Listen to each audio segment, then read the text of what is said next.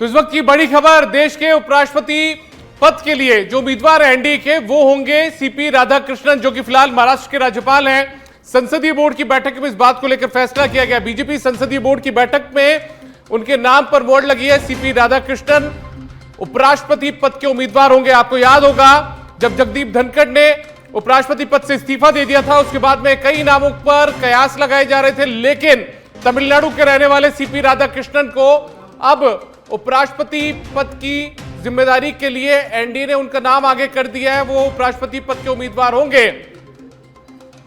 फिलहाल महाराष्ट्र के राज्यपाल पद की जिम्मेदारी उनके पास है, लेकिन बीजेपी ने अपनी संसदीय बोर्ड की बैठक में इस बात पर मोहर लगा दी है, फैसला ले लिया है।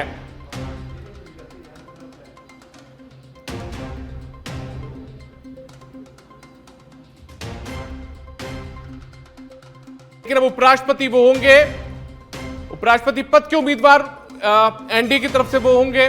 संख्या बल के लिहाज से उनका जीतना तय, लेकिन चूंकि इसका चुनाव भी होता है, अब देखना होगा कि क्या विपक्ष जो है वो कोई नए नाम का ऐलान करता है, क्या इनके सामने चुनावी मैदान में किसी को उतारता है। ये तमाम चीजें जो है वो देखने वाली होगी। लेकिन जेपी नड्डा, बीजेपी के जो राष्ट्रीय अध्यक्ष हैं, उन्होंने सीपी राधाकृष्णन के नाम का ऐलान कर दिया है। सीपी राधाकृष्णन को उपराष्ट्रपति पद का उम्मीदवार बना दिया एनडीए ने। तो इस वक्त की एक बड़ी खबर आपको बता रहे हैं।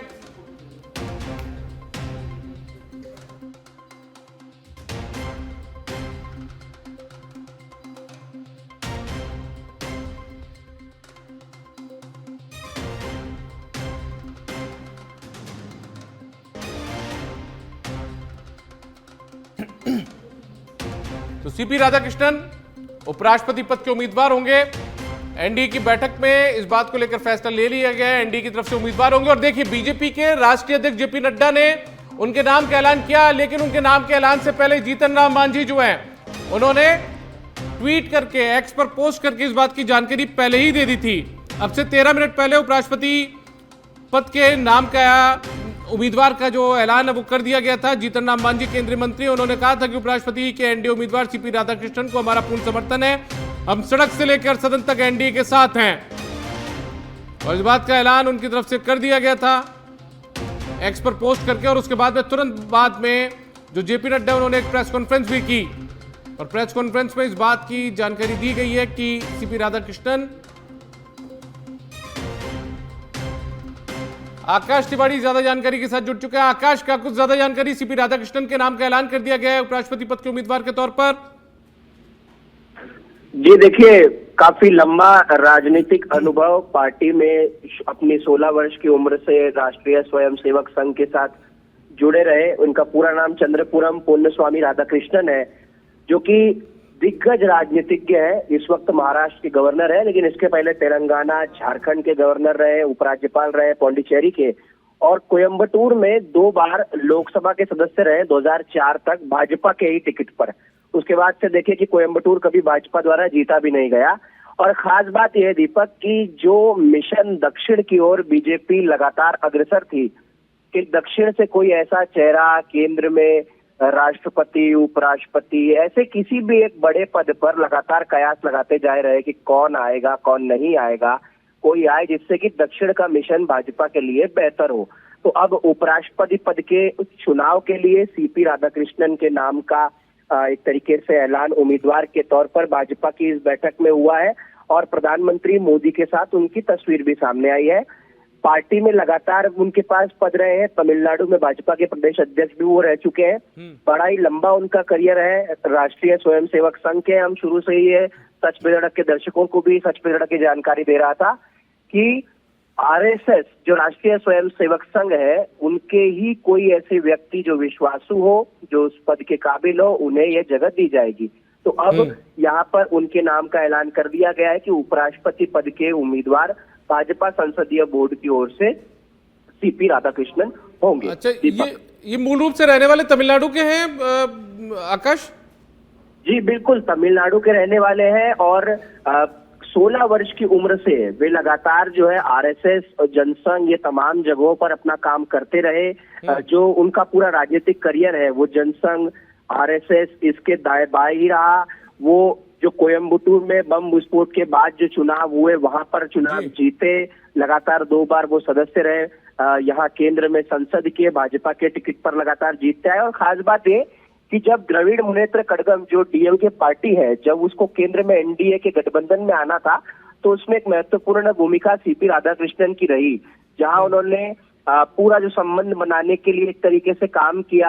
2004 में संयुक्त राष्ट्र के एक प्रतिनिधिमंडल का वो हिस्सा रहे। तो तमाम जगहों पर वो करीब 3 साल का उनका कार्यकाल तमिलनाडु के भाजपा प्रदेश अध्यक्ष का भी रहा। उन्होंने 93 दिनों की रथ यात्रा भी वहां पर तमिलनाडु में की थी।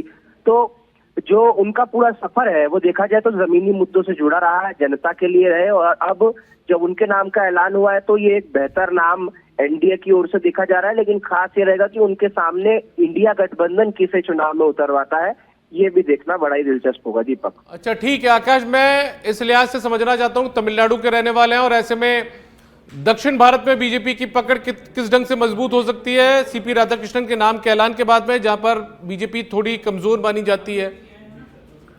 जी देखिए, तमिलनाडु से आते हैं, कोयम्बटूर से आते हैं, एक ऐसा बेल्ट जहां पर भाजपा खाता कम खोल पाती है। वहां गठबंधन की भी स्थिति हमेशा उतनी मजबूत नहीं रहती, चाहे वो डीएमके का एनडीए में आना हो या एआईडीएमके के साथ गठबंधन हो। उसके आसपास के जो राज्य है, केरल, हमने देखा कि भाजपा वहां पर 0 पर है। हालांकि लगातार नेता जाते हैं। और जब ये नया जब संसद भवन बना तो जो उसमें सिंगोल लेकर आया गया था, तो सिंगोल भी चिन्ह दक्षिण से ही आता है। तो लगातार दक्षिण को साधने की कोशिश भाजपा और एनडीए की रही है। प्रधानमंत्री मोदी रामेश्वरम, कन्याकुमारी, ये तमाम जगहों पर जाते रहे। हाल ही में प्रधानमंत्री का इसके पहले भी एक तमिलनाडु दौरा हुआ था करीब 1 महीने पहले। तो ये जो मिशन साउथ है, इस बार के लोकसभा चुनाव में कर्नाटक में थोड़ा सा कांग्रेस मजबूत हुई, भाजपा कमजोर हुई, केरला में खाता नहीं खुला, तेलंगाना में हालांकि खाता खुला। तो ये सब चीजें बताती है कि जब दक्षिण से आने वाले एक व्यक्ति को उपराष्ट्रपति पद पर जब काबिज होते जनता देखेगी तो दक्षिण भारत की जनता में एक मैसेज जाएगा कि भाजपा फुल्ली फोकस्ड दक्षिण भारत की ओर है। क्योंकि भाजपा का हमेशा से एक ये टैग रहा कि वो हिंदी पट्टी की पार्टी है, जिसे भाजपा तोड़ना चाहती है। यहाँ केंद्र में मंत्री निर्मला सीतारमण को बनाया गया, उन्हें बड़ा विभाग, बड़ा मंत्रालय, वित्त मंत्रालय दिया गया। तो ये भी एक मैसेज था। ये तमाम मैसेज दिए जा रहे हैं कि भाजपा जो है वो दक्षिण की ओर अपना फुल्ली फोकस लेकर बढ़ना चाहती है। इसीलिए सीपी राधाकृष्णन के नाम का भी यहाँ पर ऐलान किया गया है। पहले पार्टी के राष्ट्रीय कार्यकारिणी के भी वो सदस्य रह चुके हैं। और दक्षिण भारत में जो भाजपा के सबसे सम्मानित लोग हैं उनमें से एक है। और सबसे खास बात दीपक, मैं आपको ये बता दूं कि सीपी राधाकृष्णन को तमिलनाडु का मोदी भी कहा जाता है। दीपक, चलिए ठीक है आकाश, बहुत शुक्रिया आपका इस तमाम जानकारी के लिए। तो सीपी राधाकृष्णन एनडीए के जो उपराष्ट्रपति पद के उम्मीदवार होंगे, संसदीय बोर्ड की बैठक में इस बात पर फैसला ले लिया गया है।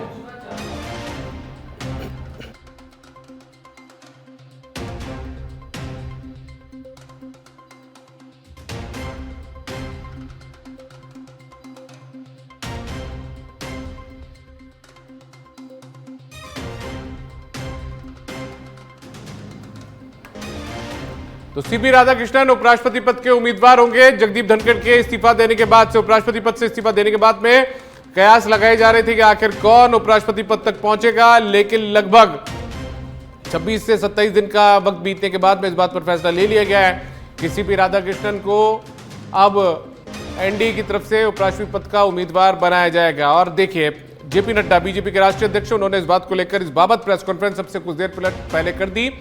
लेकिन उससे पहले जीतन राम मांझी जो कि केंद्रीय मंत्री हैं, उन्होंने भी एक्स पर पोस्ट करके इस बात की जानकारी दी थी और ये कहा था कि हम सड़क से लेकर सदन तक साथ में हैं।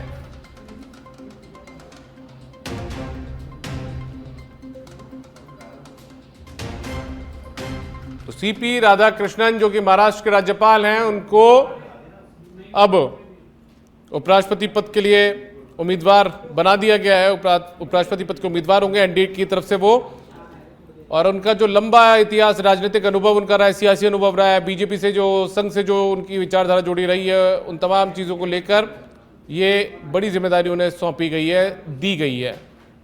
बेहद दिलचस्प हो गया है। दिलचस्प इस लिहाज से हो गया है क्योंकि हिंदी पट्टी का एक लगातार तमगा जो है वो भारतीय जनता पार्टी पर लगता रहा था कि हिंदी भाषी राज्यों में बीजेपी की पकड़ है। लेकिन जिस तरीके से दूसरे राज्यों में भी बीजेपी धीरे धीरे आगे बढ़ी उसके बाद में बीजेपी की कोशिश ये थी कि दक्षिण भारत में वो जाए जहां पर हिंदी को लेकर थोड़ी लगातार विरोध सा देखने को मिलता है। बीजेपी का वहां पर इतना ज्यादा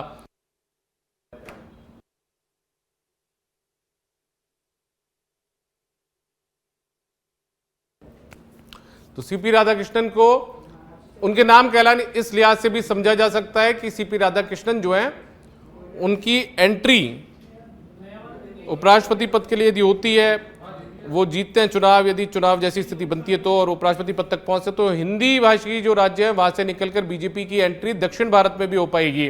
दक्षिण भारत में बीजेपी के कार्ड से भी इसे जोड़कर देखा जा रहा है।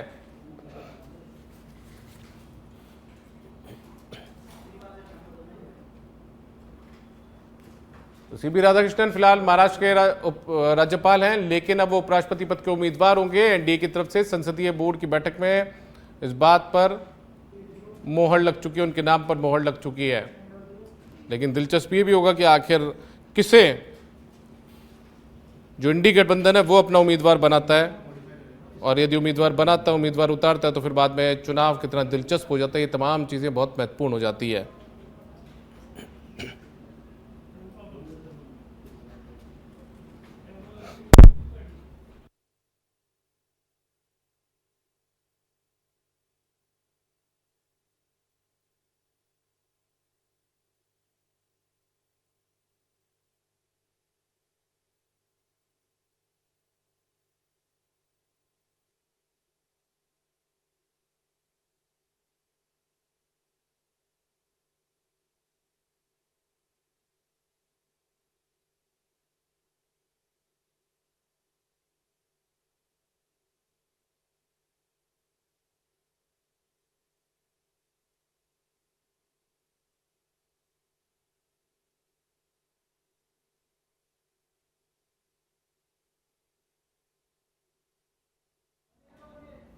तो सीपी राधाकृष्णन महाराष्ट्र के राज्यपाल हैं फिलहाल, लेकिन अब उन्हें एनडीए ने अपना उम्मीदवार बना दिया उपराष्ट्रपति पद के लिए।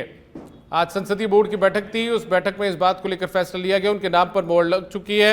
मूल रूप से तमिलनाडु के वो रहने वाले हैं। चंद्रपुरम पोनुस्वामी राधाकृष्णन उनका नाम है। 20 अक्टूबर 1957 को उनका जन्म तमिलनाडु में हुआ था, और फिलहाल 31 जुलाई 2024 से वो महाराष्ट्र के 24 पे और वर्तमान राज्यपाल के रूप में काम कर रहे हैं। यानी कि लगभग 1 साल का उनका कार्यकाल महाराष्ट्र के राज्यपाल के तौर पर हो चुका है। इससे पहले वो झारखंड के राज्यपाल भी रह चुके हैं, तेलंगाना के राज्यपाल भी रह चुके हैं, पुडुचेरी के उपराज्यपाल भी अतिरिक्त प्रभार के तौर पर उनके पास रह चुका है।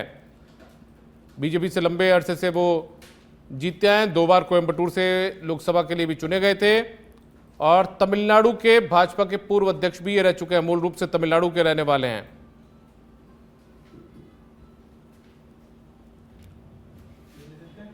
तो सीपी राधाकृष्णन के नाम पर मोहर लग चुकी है। एनडीए के उपराष्ट्रपति पद के उम्मीदवार सीपी राधाकृष्णन होंगे। फिलहाल महाराष्ट्र के राज्यपाल पद की जिम्मेदारी उनके पास है, और जैसा हम लगातार कह रहे हैं कि एक बड़े तुर्क के इक्के के तौर पर यह फैसला माना जा सकता है, क्योंकि दक्षिण भारत में बीजेपी की पकड़ थोड़ी कम मानी जाती है। लेकिन उस लिहाज से जब सीपी राधाकृष्णन का नाम आगे बढ़ाया गया है, तो बीजेपी की कोशिश होगी कि वो हिंदी भाषी राज्यों में जो पकड़ उसकी मानी जाती है उससे भी आगे निकलकर पहुंचे दक्षिण भारत तक।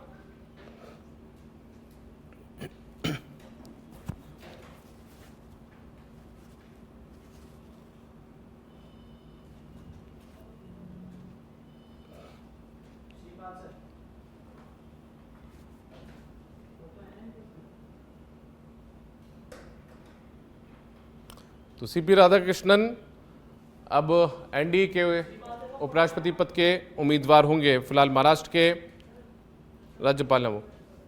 और हमारे साथ में हमारे डायरेक्टर न्यूज श्रीपाल शक्तावत जुड़ चुके हैं फोन लाइन पर। श्रीपाल जी, सीपी राधाकृष्णन का जो फैसला लिया गया है उपराष्ट्रपति पद के लिए, उनका नाम जो है वो आगे किया गया, किस तरीके से आप देखते हैं? दीपक, इससे जिस तरह का फैसला लिया है उससे लगता है कि एक साथ कई चीजों को साधने की कोशिश की है एनडीए ने। खास तौर पर प्रधानमंत्री मोदी जब किसी भी चीज पर फैसला लेते हैं तो कई एंगल पे काम करते हैं। सीपी राधाकृष्णन मूलतः तमिलनाडु के रहने वाले हैं, तेलंगाना के राज्यपाल रहे हैं, झारखंड से उनका सीधा नाता है, झारखंड में वो गवर्नर रहे, महाराष्ट्र में गवर्नर रहे, अभी मौजूदा हैं, और लोकसभा में भी उन्होंने कोयम्बटूर से चुनाव लड़ा था, तो वहां से जीते थे वो।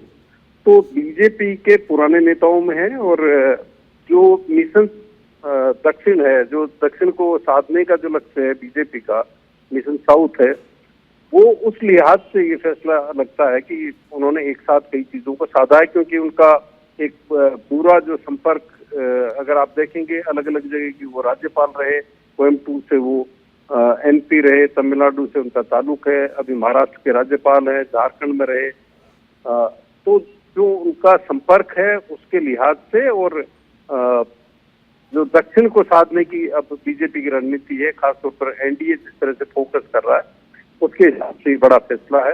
और सबसे बड़ी बात है कि जो नाम चर्चा में थे, चाहे शेषाद्रिचारी का नाम हो, चाहे आचार्य देवव्रत का हो, या हरिवंश का हो, उन सभी नामों से अलग निकल करके नाम आए जिसकी चर्चा ज्यादा नहीं थी।